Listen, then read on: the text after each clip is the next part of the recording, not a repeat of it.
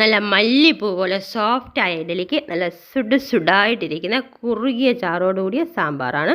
അപ്പോൾ അതെങ്ങനെ തയ്യാറാക്കുന്ന നോക്കാം നമ്മുടെ ഈ സാമ്പാർ. അതിനുവേണ്ടി ഞാനൊരു പാനിലേക്ക് 1 കപ്പോളം സാമ്പാർ പരിപ്പും അതുപോലെ തന്നെ 1 പിടിയോളം കുഞ്ഞുള്ളിയും എടുത്തിട്ടുണ്ട്. അത് കഴുകി വൃത്തിയാക്കി വേകാൻ ആവശ്യമായ വെള്ളവും കൂടെ ചേർത്ത് നമുക്ക് അടച്ചു വെച്ച് ഇതൊന്ന് കുക്ക് ചെയ്തെടുക്കാം. നമ്മുടെ സാമ്പാറിന് വേണ്ടി ഈ പരിപ്പ് നല്ലോണം വെന്തുടഞ്ഞിടണം. ഇത് ആദ്യമായിട്ട് പാചകം പഠിച്ചു വരുന്ന നമ്മുടെ കുഞ്ഞനുജത്തിമാർക്ക് വേണ്ടിയാണ് ഞാൻ ഈ സാമ്പാർ തയ്യാറാക്കുന്നത്. അപ്പോൾ നമ്മുടെ ഈ പരിപ്പെല്ലാം നല്ലോണം വെന്തുടഞ്ഞ് വന്നിട്ടുണ്ട്. ഇനി നമുക്ക് ഇതിലേക്ക് കഷ്ണങ്ങളാണ് ചേർത്ത് കൊടുക്കാനുള്ളത്. ആദ്യമായിട്ട് ഞാനിവിടെ വെള്ളരിക്ക 1 കഷ്ണം ചെറുതായി കട്ട് ചെയ്തതും അതുപോലെ തന്നെ കത്തിരിക്ക, മുരിങ്ങക്ക, വെണ്ടയ്ക്ക, തക്കാളി, പച്ചമുളക്, അമരയ്ക്ക, ചേമ്പിൻ കിഴങ്ങ്, പടവലങ്ങ, ക്യാരറ്റ്,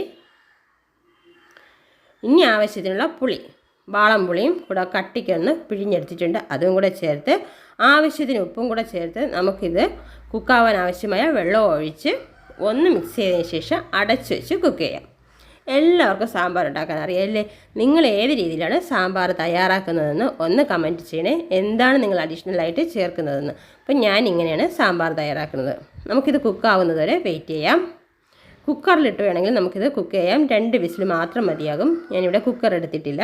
അപ്പോൾ നമ്മുടെ കഷ്ണങ്ങളും പരിപ്പും എല്ലാം നല്ലോണം വെന്തുടഞ്ഞ് വന്നിട്ടുണ്ട്. എന്നാലേ നമ്മുടെ സാമ്പാർ നല്ല കൊഴുത്ത് കിട്ടുള്ളൂ. അപ്പോൾ എരിവിന് വേണ്ടി മുളക് ചേർത്ത് കൊടുക്കാം. 2 സ്പൂൺ മുളക് പൊടി, അതുപോലെ തന്നെ മല്ലിപ്പൊടിയാണ് അത് ചേർത്ത് കൊടുക്കുന്നത്. ഒരു വലിയ സ്പൂൺ മല്ലിപ്പൊടി, 1/4 സ്പൂൺ മഞ്ഞൾപ്പൊടി, 3/4 സ്പൂണോളം ഉലുവാപ്പൊടി, 1/4 സ്പൂൺ കായം. ഇത്രയാണ് ഞാൻ ചേർത്തിട്ടുള്ളത്. ഇതെല്ലാം കൂടെ ചേർത്ത് നമുക്ക് നല്ലോണം ഒന്ന് ഇളക്കി യോജിപ്പിച്ചെടുക്കാം. നമ്മുടെ പൊടികളെല്ലാം നമ്മുടെ സാമ്പാറിൽ പിടിച്ച് കിട്ടണം. അപ്പോൾ കുറുകിയാണ് ഇരിക്കുന്നത്. അല്പം കൂടെ വെള്ളം ഒഴിച്ച് നമുക്കിതൊന്ന് തിളപ്പിച്ചെടുക്കാം. നമ്മുടെ മുളക് പൊടിയും മല്ലിപ്പൊടിയും എല്ലാം കഷ്ണങ്ങളിൽ പിടിച്ച് കിട്ടണം. ആവശ്യത്തിന് ഉപ്പോ പുളിയോ ചേർക്കാനുണ്ടെങ്കിൽ ചെക്ക് ചെയ്തതിന് ശേഷം ചേർത്ത് കൊടുക്കാം. എല്ലാം ചേർത്ത് തിളച്ച് വരുമ്പോഴേക്കും 1 പിടി മല്ലിയില നമുക്ക് ചെറുതായിട്ട് അരിഞ്ഞതും കൂടെ ചേർത്ത് കൊടുക്കാം. മല്ലിയുടെ ഇല ടേസ്റ്റ് ഇഷ്ടമില്ലാത്തവർക്ക് അത് ഒഴിവാക്കാം കേട്ടോ.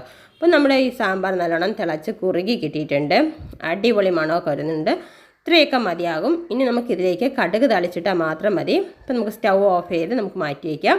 ഇനി നമുക്ക് കടുക് താളിക്കാം. അതിനുവേണ്ടി ഒരു ചട്ടി അടുപ്പത്ത് വെച്ച് അതിലേക്ക് ചെറിയ ഉള്ളി, കുഞ്ഞുള്ളി ചെറുതായിട്ട് അരിഞ്ഞത് ചേർത്ത് കൊടുക്കാം. ഉള്ളി നേരത്തെ ചേർത്ത് കൊടുക്കുന്നത് ഉള്ളിക്ക് മൂപ്പ് കൂടുതലായതുകൊണ്ടാണ്. അപ്പോൾ നമുക്ക് ഇതൊന്ന് മൂത്ത് വരുമ്പോഴേക്കും കടുക് ഇട്ട് കൊടുക്കാം. കടുക് പൊട്ടിയതിന് ശേഷം മുളകും കറിവേപ്പിലയും ചേർത്ത് നമുക്കിതൊന്ന് കടുക് താളിച്ചെടുക്കാം. വളരെ പെട്ടെന്നല്ലേ തയ്യാറാക്കുന്നത്.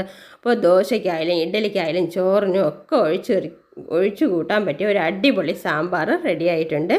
എല്ലാവരും ഒന്ന് സാമ്പാർ ഇതുപോലെ ഒന്ന് തയ്യാറാക്കി നോക്കൂ. തയ്യാറാക്കിയതിന് ശേഷം നിങ്ങൾ ഇതുപോലെയാണോ ചെയ്യുന്നതെന്ന് ഒന്ന് കമൻറ്റ് ചെയ്യാനും മറക്കരുതേ. ഒന്ന് ഇളക്കി യോജിപ്പിച്ച് നമുക്ക് വയ്ക്കാം. അപ്പോൾ ഇത് ചോറിനായാലും ഇഡലിക്കും ദോശയ്ക്കും ഒക്കെ കഴിക്കാൻ പറ്റിയ ഒരു അടിപൊളി സാധനമാണ്. വീഡിയോ എല്ലാവർക്കും ഇഷ്ടപ്പെട്ടു എന്ന് എഴുതി ഇഷ്ടപ്പെട്ടാൽ ലൈക്ക് ചെയ്യാനും ഷെയർ ചെയ്യാനും സബ്സ്ക്രൈബ് ചെയ്യാനും മറക്കരുതേ. സബ്സ്ക്രൈബ് ചെയ്യേണ്ട അടുത്തുള്ള കുഞ്ഞു ബെല്ലൈക്കൺ കൂടി ഓണാക്കി വെച്ച് ഓൾ എന്ന ഓപ്ഷൻ കൊടുക്കണേ. Thanks for watching my video. Thank you.